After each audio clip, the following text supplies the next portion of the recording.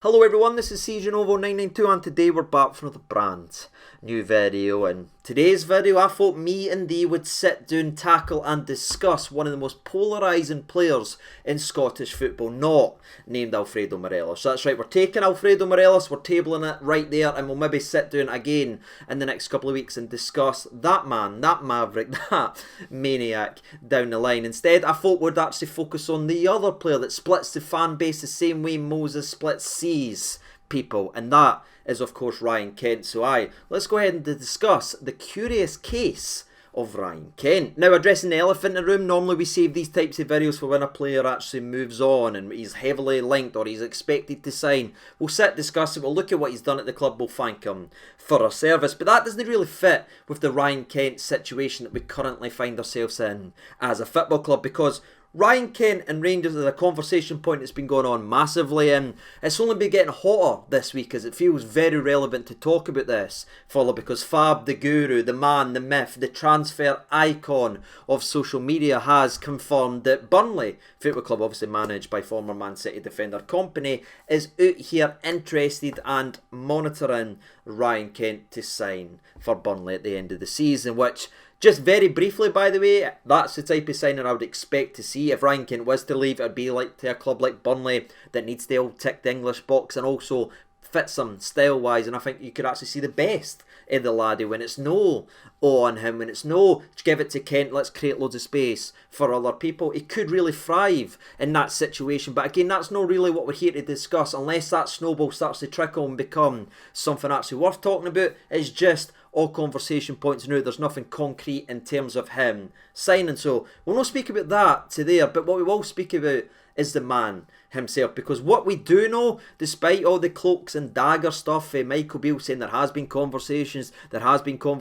I'll let it be known really soon. All that we know right now as it stands is Ryan Kent is expected to leave the football club at the end of the season for a free transfer, people. That's right, Ryan Kent, a player of that ability, could be leaving the football club for free at the end of the season. And I thought, that's such an interesting thing to talk about, because I know there's so many, I'll drive him to my airport himself, I'll take him to Burnley himself. But will we, people? Will we learn to regret that? Or are those people right? Let's actually have an in-depth breakdown of Ryan Kent's time at Rangers and just see how irreplaceable or replaceable the once £7 million man actually was. Let's get into it and see Kent's time at Rangers. Now, I know it's a bit cheeky, people, but we're of course on a race to 60k before the end of the season. That's the challenge that was presented to the channel. We've been smashing it lately, so just a friendly reminder, if you want to help the channel out, please consider hitting that like button or hitting that subscribe button, or if you can do both, that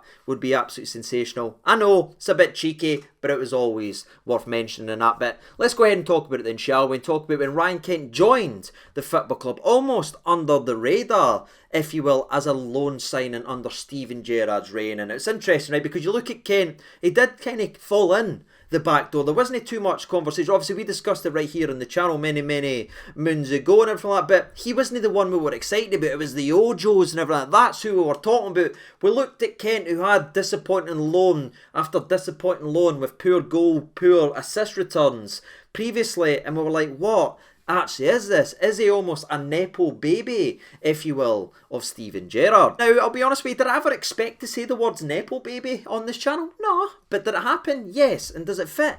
Kinda, given the situation we found ourselves in. But speaking of situations that we found ourselves in, very early on in both the Rangers' career, it was quite clear to everyone that Kent was the one. You know what I mean? We looked at Kent, he took the games on, he was brave, he was bold on the ball, he had that low centre of gravity, he had that bums off the seat, if you will, that we never really had for Rangers, especially during the banter years. It's been so long since we had players of that calibre, and right away from his first touch in a Rangers shirt, you went, alright, there might actually be something here, and ended up having a very good loan season, playing a whopping 46 times in total, grabbing 6 goals and 9 assists, people. That's right, goals and assists there for Kent in his first season. Again, no really eye-watering stats or anything like that, but again, stats never really tell you the full story. And listen, the majority of today's video will be reflecting on stats, but we'll obviously discuss the football as well. It's a stats generation and it helps you back up. And I feel like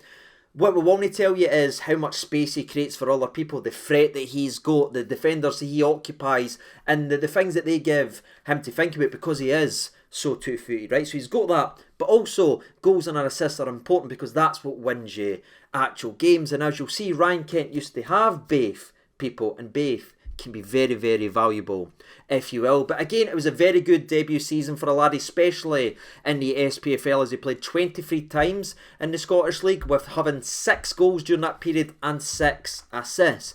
12 goal contributions in 23 games, meaning he was getting a goal or assist every 2 games. That is a ridiculous output to have for a winger that, again, brought so much threat, but also brought in product to our game. And it was no wonder he had every single Rangers fan on the planet united under one banner. And that banner said, let's bring Kent back next season. And I think his performances in Europe showed that as well. Obviously, it was his first taste of European football, playing 9 games in total, 6 of them being qualifying games, by the way. Aye, it was a bit messy back then before we actually dragged Scottish football up and actually earned some good positions. He actually played 9 games in total, 6 of them being qualifiers, and he grabbed a very vital assist during that run as well. So everything was coming up Millhouse, if you want, and we all wanted the man to come to next season, and that leads us into the actual next part, people, and probably the best thing to sink our teeth into right now, because we've already addressed it, if you will, with the old finger points of doom, and that is, of course, the mythical figure of Ryan Kent, because again, we wanted him, we hoped it would happen early. Gerrard wanted it to happen early because he wanted him to have a pre-season. Then the days went by, then the weeks went by, then the poor performances went by, and it was the frustration after frustration after frustration. Where is Kent? Kent's posting pictures on boats wearing hats. Was he sailing on the blue sea of Ibrox? We speculated like Michael Schofield when he was trying to get his brother out of prison, people, right? We were all being mental because we wanted this guy at our football club. We wanted to follow, and what followed, ladies and gentlemen, was one of the most dramatic transfer deadline days we've ever seen. Not only because we got our man, we apparently spent a lot of money on it, and we also had the hilarious Casper Kent situation that will always stay with me in the actual ticker, people. But let's talk about the figure a bit more, because you might have known from how I've spoke about in today's video and how I spoke over the years, people, the ones that we say we spent 7 million on this laddie, I struggle to believe it, you know what I mean? It's almost like that myth that we've all been told when we started to believe, like the guy for the Sugar Puffs advert apparently put pencils up his nose, and then years later we see him as a 38-year-old man with kids, and we're like, did you not die like 15 years ago with pencils? No, it was a myth, and we all just believed it. And I feel like that's kind of bled with Ryan Kent and almost been an unfair poster to the lad's actual career, because there's a couple of reasons why I don't think we actually paid £7 million for Ryan Kent. First one being, I don't think we could have afforded to spend £7 million on a player. Do you? And 2, if we could afford to hand £7 million in total over for one single player during how much of a mess financially we were with the negative net rev, the negative this, and it wouldn't have been with the likes of Ryan Kent, who wasn't yet worth the potential output of 7 million. That's just what I believe. What I believe actually happened is it was a deal that could have reached up to 7 million and that, and then it just started to get legs, it started to go, and people started to lose their mind, in my personal opinion. So that's how I feel about that, and given everything we heard from Mark Allen, and then we heard under Ross Wilson, the AGMs in his face and the scoffs he would make when he's talked about figures that's out there that everyone believes, I think that's one of the many that he was actually referencing. So I just wanted to get that out of the way. I don't think we spent £7 million in total for Ryan Kent, because to me, that would be mad. Now, I'm sorry for boring you. I know the long-time viewers of the channel have heard me say this many, many times before, but people, right? Let's move on from the actual value. But you know what's mad? See, even if we did spend 7 million on him, see the goals that he got in Europe versus Braga for that knockout round? That'd have paid his transfer fee, but we'll leave that for another day, people. Let's move on to the actual second season. After we splashed the cash on him, we got him back. How did he perform? Did he take off like that? Had a good debut season? Where did he go? Did he go up? Or did he go down? Well, it's a difficult one to actually look at, because he was hampered by injury when he first came, because again, he missed pre-season. He came in transfer deadline day, he got injured pulling his hamstring versus Hearts in a game we needed him to actually come on and try to help us out. He probably wasn't ready to go, and Gerrard kind of admitted that too, but because of the way the game was going, we thought a Kent could change the actual match. So he struggled for a hamstring injury and only played 34 games in total. However, he did still pick up 8 goals during the season with 4 assists, meaning he brought 12 goal contributions in 34 games. And when you look at the league, again playing reduced fixtures, if you will, he played 21 times in total, scored 7 goals, by the way, but got 0 assists. 0. Which first brought the conversation, and was he doing enough when he actually got the ball? Because yes, he's dangerous, yes, he occupies, but did he bring enough end product? That's when it started. The second season is when, well and truly, that ball started to roll. But again, in European football, taking the next step up, being a more focal point in the team, he did have a decent European campaign where he played some of his best stuff, if you will, because there was more space at that point. 8 games, 1 goal and 2 assists. So he got 2 assists in Europe, but 0 in the old league. It's disappointing, but we all had the same conversation, and Gerrard was backing his player, because Gerrard was always good at that. He'd always come out and back his players, and that he said the kid never got a pre-season. The guy got injured when he first came in here after sitting a month no playing for Liverpool, so he backed him, and we all again had almost the exact same thought. With a pre-season under his belt, there is no more excuses for Kent, so he needs to start being more consistent, and he needs to start adding more stats to his game. And thankfully, people, the infamous pre-season under Gerrard / Michael Beale, which is infamous for being very tough running and getting enough legs under you to play 2 seasons, if you will. That pre-season done the wonders for Ryan Kent as he exploded out the traps and had his best statistical season, spoiler alert for the rest of the video, as he played 52 games in total. Long gone was the injuries, but he backed it up with a whopping 13 goals and 15 assists.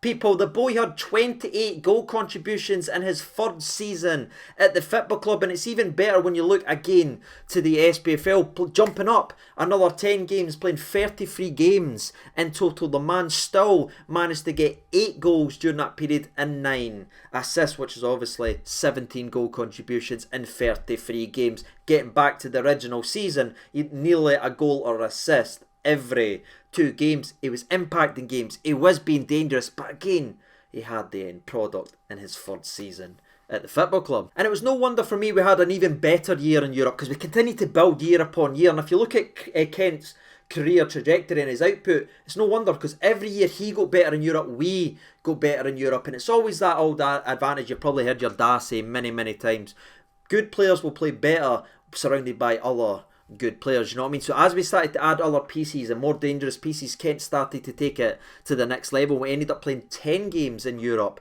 that point, in which he grabbed 2 goals and 2 assists, which is again big step up and helping us in that direction. One of those goals, of course, being one of the goals we mentioned previously, in which he scored away to Braga in the knockout round, which brought a hell of a lot of money to this football club, not only for that knockout round, but the next home game and everything like that. So whatever value he played for Kent, he actually paid off his own back with that wonderful goal and performance away to Braga. And there is also the small matter of the fact that we won the league undefeated that season, and Ryan Kent was a valuable piece to that Rangers setup, and I think it showed you that with not only his goals and assists, but his overall performance for day 1 to the end. So it's fair to say we are well and truly on the track of fantastic performances as we hit his best statistical season, and he was phenomenal for this football club in his 3rd season. How did he follow that when he raised it, when he smashed through the glass ceiling, and everyone started to look at not even just being the best Rangers player or anything at that point? I know Morelos was on fire, but talking about technical ability, he was then, he's the best player in Scotland. That's the shouts that was coming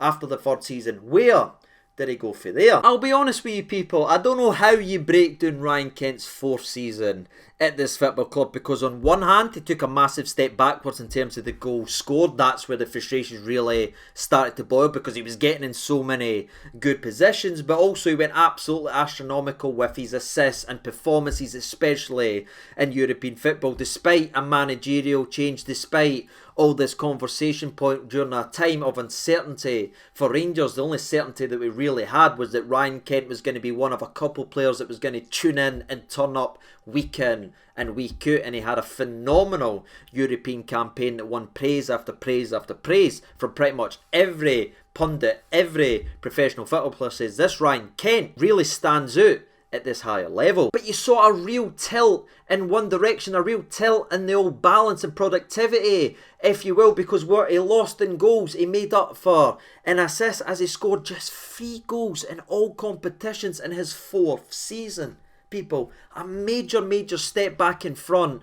A goal, and trust me, he had chances, trust me, he had opportunities. It just nosedived. It looked like Ben Simmons out there, if you get that reference. But again, it was tilted to one side because where he was struggling on one end, he was excelling, and the other is he had a phenomenal return of 19 assists during that season. That right there is really damn impressive, and that's the numbers we should be getting for the likes of Kent. It's just when you look at the other way, you sit back and look at it and go, oh my god, how's a player of his ability scoring just 3 goals all season? But again, we all remember this season for the European runs, and we remember this season for Kent's European performances, because yes, Morelos had some big games early on, Aribo had some massive moments, Tavernier won the Golden Boot, but someone who was absolutely standing to me every single game, and a major reason why we made a European final, it was Ryan Kent.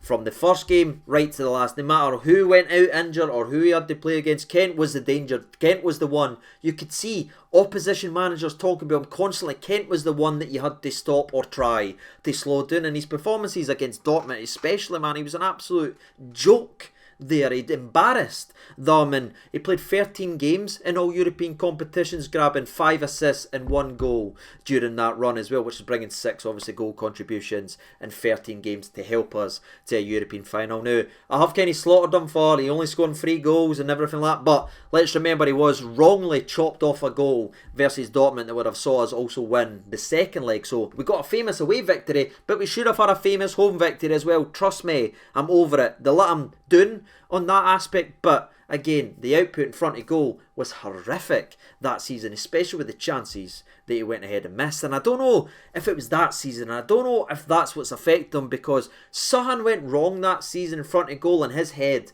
just went, because he never ever looked as comfortable or composed again. Remember how we started undefeated season, the one that we just spoken about when he had the best output and the best statistical season? He started that season off with a solo 1v1 goal versus Aberdeen. If you give him 50 of them now, people, how many is he actually scoring? The Sahan went wrong in front of goal, where I just don't think Kent believes or thinks he's that clinical anymore, and he seems to look more for the pass rather than the goal. And that conversation point kind of leads me into next season, because that's the similar Kent that we know. That's the Kent we know. He's brutal in front of goal, but he's so creative, and he's such a force in the Rangers team that when you take him out of it, there is quite a clear drop off. I know our last game versus St Mirren was great for 10 minutes, but let's not pretend it was a masterclass. I know we scored 5 goals, but the last 10 minutes defined that actual game. If you watch our play, you see what Kent actually brings you, the double teams, the creating space for others. He does bring Sahan to Rangers, but what again he brings, he lacks in other areas, and that is the end product and the things that wins you games, goals and assists. And so far this season he's played 46 games in total, hitting 3 goals again, which means coming into this weekend versus Aberdeen, in his last 89 games wearing the famous blue of the shirt, he has scored just 6 times in 89 games. That there is when even me, who's a massive Kent defender, and I'll sit here and sing this laddie's praise because how good he is with the ball and everything he brings, but that is nowhere near good enough. 6 goals in 89 games. He's a much better player than that, or at least he showed that during his first couple of seasons at Rangers. I don't know what's went wrong in front of goal, but the lad's lost all his confidence, and no wonder when you see 6 goals in 89 games. That is absolutely brutal. And it's harder to defend a Ryan Kent when you look at his assist total as well, because I know there's still games to go this season, but it's a similar amount of games played to last season, so I think it's a fair compromise to actually look at. He's dropped 9 assists from last season to this season, as he only sits with 10 assists during that period whilst having the same poor goal outlet. So for me, this has been a step back season. This has been a poor season. Now I know we've been going through our own madness. Players have been dropping like flies. We've obviously jumped up and played at the Champions League level and got blown to bits because we didn't have a team capable of performing. Players been injured non-stop. I get all the excuses, but he still played a healthy amount of games for a player of his ability, and as good as I think he is, he needs to be giving us a hell of a lot better than he actually has in his most recent season. And I think that's where the conversation comes, and I think that's where I can understand, because again, I give my opinion and you might not like it or anything, but we always have a fair conversation. You know, I'm a Kent guy, and I honestly believe we would miss him when he goes, and if he does leave at the end of the season, I think he'll leave a massive hole in this team. Yes, it's Sakala scores and everything like that, but when you come up against a level when you need big performances, you'll not get the same for Sakala than you will get for Kent. That's just my personal opinion, but you have to look at him now. Is he underwhelming? Is he underrated? Or was he a very good player that's now went stale, who needs to be actually moved on? It's that third one for me that is a very interesting one, and I think it's a fair conversation point to actually have, because again, people and players do become stale and then become rejuvenated elsewhere, and I can see a Kent going down to Burnley and being sensational and making it so much more space, blah blah blah. I can see it all working out, and I can see it looking back saying, how did we let this guy go for free? I can see it being sad, but also I can see him signing another deal and performing similar to where he is in terms of the goal, and we're sitting back saying, did we do the right thing? But to be fair to the lad, he'll finish off his stats properly. 6 games in the Champions League, 0 assists. Another couple of games in European football, 0 assists or goals, and of course he's played 29 times in the SPFL this season, where he's picked up all his goals and all of his assists, which again, still decent. 13 goal contributions in 29 games is still pretty good for a player of his ability. It needs to be a little bit more, in my personal opinion. And that is it, ladies and gentlemen. That is the book on Ryan Kent. That is the case of Ryan Kent. I've tell you everything about the lad, his season upon season upon season, his goods, the ups, the downs, the bads, the uglies. I now hand it over to you, and I ask you one simple question. If you're watching, I genuinely want to know the answer. Should we keep Ryan Kent next season? Do you want to see Ryan Kent here next season? Let me know down in the comment section below. That's all I want to say, ladies and gentlemen. That's the curious case of Ryan Kent finished. Make sure you let me know your thoughts and opinions, and again, if you liked the video, please consider hitting that like button. And I've got a dry mouth now, ladies and gentlemen, so I'll see you tomorrow or Sunday after the game. Take care of yourselves, all the best, and bye bye.